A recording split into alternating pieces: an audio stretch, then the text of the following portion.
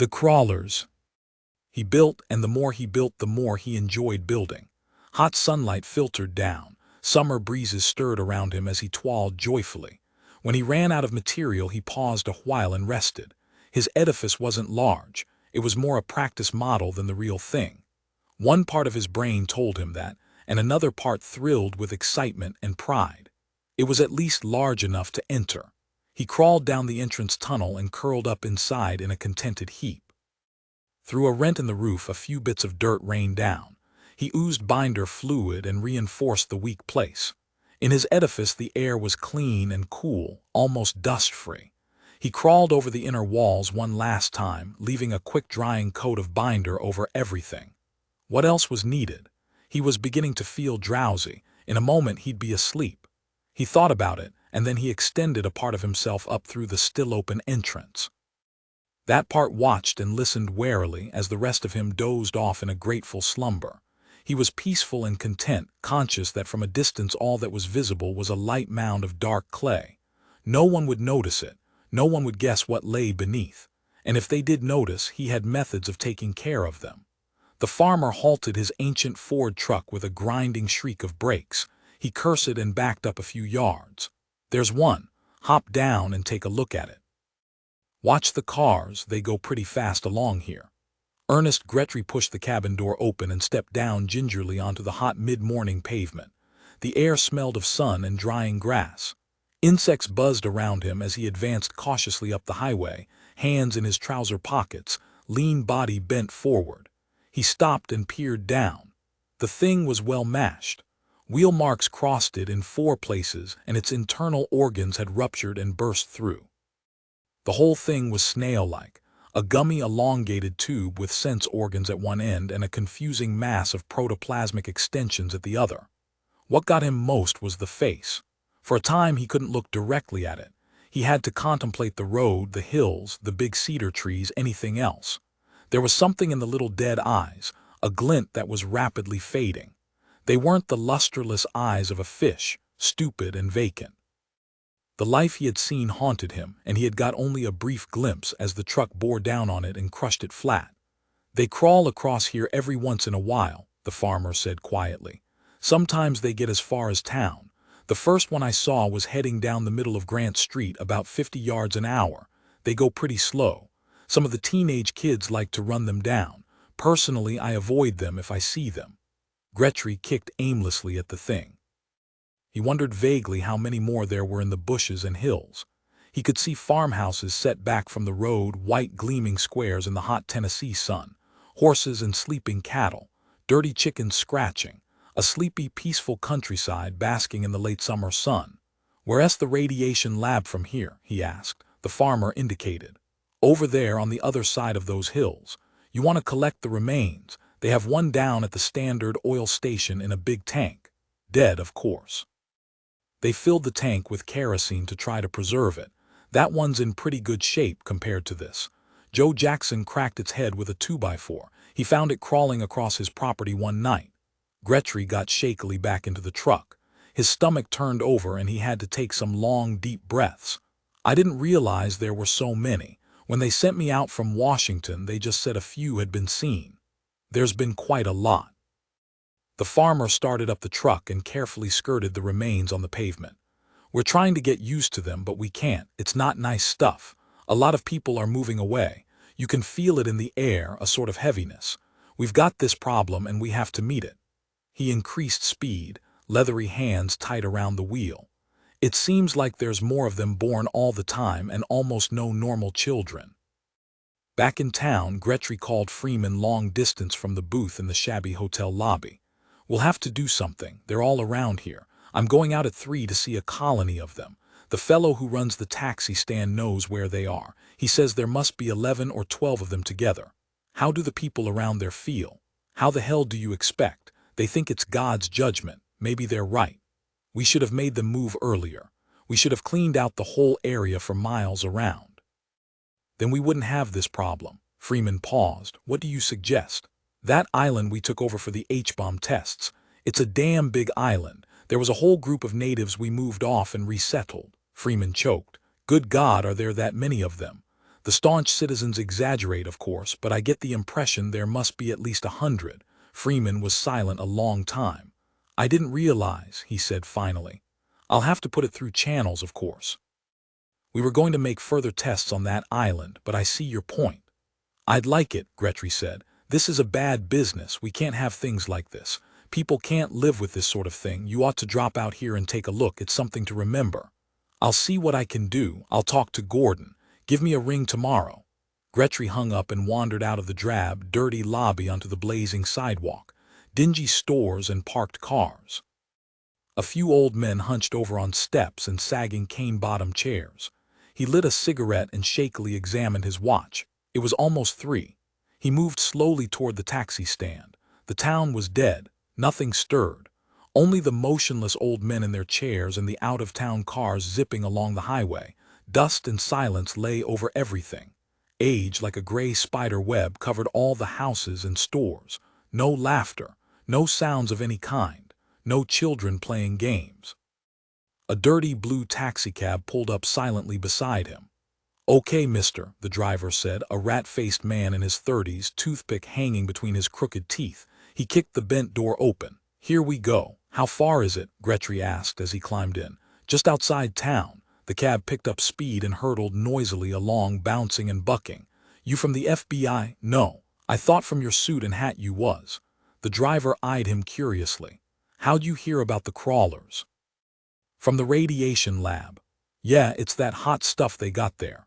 The driver turned off the highway and onto a dirt side road. "It's up here on the Higgins farm.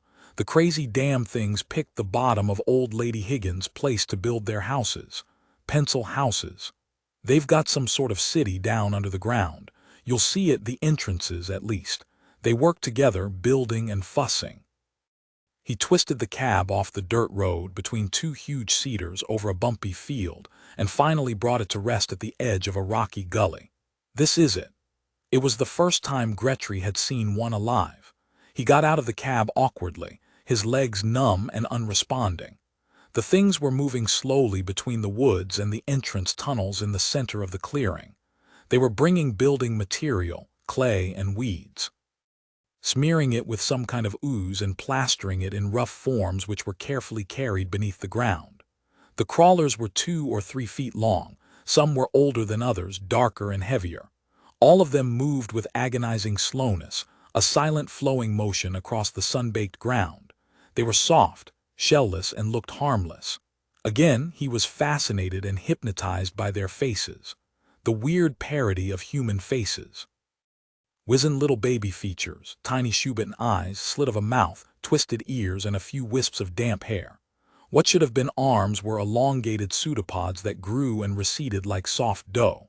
The crawlers seemed incredibly flexible. They extended themselves, then snapped their bodies back as their feelers made contact with obstructions. They paid no attention to the 2 men. They didn't even seem to be aware of them. "How dangerous are they?" Gretry asked finally. "Well, they have some sort of stinger. They stung a dog I know, stung him pretty hard. He swelled up and his tongue turned black. He had fits and got hard. He died." The driver added half apologetically. He was nosing around, interrupting their building. "They work all the time, keep busy." "Is this most of them?" "I guess so. They sort of congregate here. I see them crawling this way." The driver gestured. "See, they're born in different places. 1 or 2 at each farmhouse near the radiation lab." "Which way is Mrs. Higgins' farmhouse?" Gretry asked. "Up there, see it through the trees." "You want to? I'll be right back," Gretry said and started abruptly off. "Wait here." The old woman was watering the dark red geraniums that grew around her front porch when Gretry approached. She looked up quickly, her ancient wrinkled face shrewd and suspicious, the sprinkling poised like a blunt instrument. "Afternoon," Gretry said. He tipped his hat and showed her his credentials. "I'm investigating the crawlers at the edge of your land." "Why?" Her voice was empty, bleak, cold, like her withered face and body. "We're trying to find a solution." Gretry felt awkward and uncertain. "It's been suggested we transport them away from here, out to an island in the Gulf of Mexico. They shouldn't be here. It's too hard on people. It isn't right," he finished lamely. "No, it isn't right. And we've already begun moving everybody away from the radiation lab." "I guess we should have done that a long time ago." The old woman's eyes flashed. You people and your machines, see what you've done. She jabbed a bony finger at him excitedly. Now you have to fix it, you have to do something. We're taking them away to an island as soon as possible, but there's one problem, we have to be sure about the parents, they have complete custody of them. We can't just— He broke off futilely. How do they feel? Would they let us cart up their children and haul them away? Mrs. Higgins turned and headed into the house. Uncertainly, Gretry followed her through the dim, dusty interior rooms. Musty chambers full of oil lamps and faded pictures, ancient sofas and tables. She led him through a great kitchen of immense cast iron pots and pans, down a flight of wooden stairs to a painted white door. She knocked sharply. Flurry and movement on the other side. The sound of people whispering and moving things hurriedly. "Open the door," Mrs. Higgins commanded. After an agonized pause, the door opened slowly. Mrs. Higgins pushed it wide and motioned Gretry to follow her. In the room stood a young man and woman. They backed away as Gretry came in. The woman hugged a long pasteboard carton which the man had suddenly passed to her. "Who are you?" the man demanded. He abruptly grabbed the carton back. His wife's small hands were trembling under the shifting weight. Gretry was seeing the parents of one of them. The young woman, brown-haired, not more than 19. Slender and small in a cheap green dress, a full-breasted girl with dark, frightened eyes. The man was bigger and stronger, a handsome dark youth with massive arms and competent hands gripping the pasteboard carton tight. Gretry couldn't stop looking at the carton. Holes had been punched in the top. The carton moved slightly in the man's arms, and there was a faint shudder that rocked it back and forth. "This man," Mrs. Higgins said to the husband, "has come to take it away." The couple accepted the information in silence. The husband made no move except to get a better grip on the box. "He's going to take all of them to an island," Mrs. Higgins said. "It's all arranged. Nobody'll harm them. They'll be safe and they can do what they want, build and crawl around where nobody has to look at them." The young woman nodded blankly. "Give it to him," Mrs. Higgins ordered impatiently. "Give him the box and let's get it over with once and for all." After a moment, the husband carried the box over to a table and put it down. "You know anything about them?" he demanded. "You know what they eat?" Gretry began helplessly. "They eat leaves, nothing but leaves and grass. We've been bringing in the smallest leaves we could find." "It's only a month old," the young woman said huskily. "It already wants to go down with the others, but we keep it here. We don't want it to go down here. Not yet. Later, maybe, we thought. We didn't know what to do. We weren't sure." Her large dark eyes flashed briefly in mute appeal, then faded out again. "It's a hard thing to know." The husband untied the heavy brown twine and took the lid from the carton. "Here, you can see it." It was the smallest Gretry had seen, pale and soft, less than a foot long. It had crawled in a corner of the box and was curled up in a messy web of chewed leaves and some kind of wax. A translucent covering spun clumsily around it, behind which it lay asleep. It paid no attention to them. They were out of its scope. Gretry felt a strange, helpless horror rise up in him. He moved away and the young man replaced the lid. "We knew what it was," he said hoarsely. "Right away as soon as it was born. Up the road there was one we saw, one of the first. Bob Douglas made us come over and look at it. It was his and Julie's. That was before they started coming down and collecting together by the gully." "Tell him what happened," Mrs. Higgins said. "Douglas mashed its head with a rock. Then he poured gasoline on it and burned it up. Last week he and Julie packed and left." "Have many of them been destroyed?" Gretry managed to ask. "A few. A lot of men, they see something like that and they go sort of wild. You can't blame them." The man's dark eyes darted hopelessly. "I guess I almost did the same thing." "Maybe we should have," his wife murmured. "Maybe I should have let you." Gretry picked up the pasteboard carton and moved toward the door. "Get this done as quickly as we can. The trucks are on the way. It should be over in a day." "Thank God for that," Mrs. Higgins exclaimed in a clipped, emotionless voice. She held the door open and Gretry carried the carton through the dim, musty house, down the sagging front steps and out into the blazing mid-afternoon sun. Mrs. Higgins stopped at the red geraniums and picked up her sprinkling can. "When you take them all. Don't leave any behind. Understand?" "Yes," Gretry muttered. "Keep some of your men and trucks here. Keep checking. Don't let any stay where we have to look at them. When we get the people near the radiation lab moved away, there shouldn't be any more of—" He broke off. Mrs. Higgins had turned her back and was watering the geraniums. Bees buzzed around her. The flowers swayed dully with the hot wind. The old woman passed on around the side of the house, still watering and stooping over. In a few moments she was gone, and Gretry was alone with his carton. Embarrassed and ashamed, he carried the carton slowly down the hill and across the field to the ravine. The taxi driver was standing by his cab, smoking a cigarette and waiting patiently for him. The colony of crawlers was working steadily on its city. There were streets and passages. On some of the entrance mounds he noticed intricate scratches that might have been words. Some of the crawlers were grouped together, setting up involved things he couldn't make out. "Let's go," he said wearily to the driver. The driver grinned and yanked the back door. "I left the meter running," he said, his ratty face bright with craft. "You guys all have a swindle sheet you don't care." He built, and the more he built the more he enjoyed building. By now the city was over 80 miles deep and 5 miles in diameter. The whole island had been converted into a single vast city that honeycombed and interlaced farther each day. Eventually it would reach the land beyond the ocean. Then the work would begin in earnest. To his right, 1,000 methodically moving companions toiled silently on the structural support that was to reinforce the main breeding chamber. As soon as it was in place, everyone would feel better. The mothers were just now beginning to bring forth their young. That was what worried him. It took some of the joy out of building.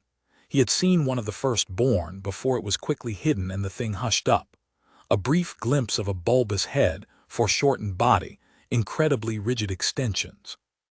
It shrieked and wailed and turned red in the face, gurgled and plucked aimlessly and kicked its feet. In horror, somebody had finally mashed the throwback with a rock, and hoped there wouldn't be any more. If you enjoyed this or any of my other work, please be sure to like and subscribe, as it really helps with the algorithm. And if you really enjoyed this, please leave me a tip via the link in the description. Thanks for listening.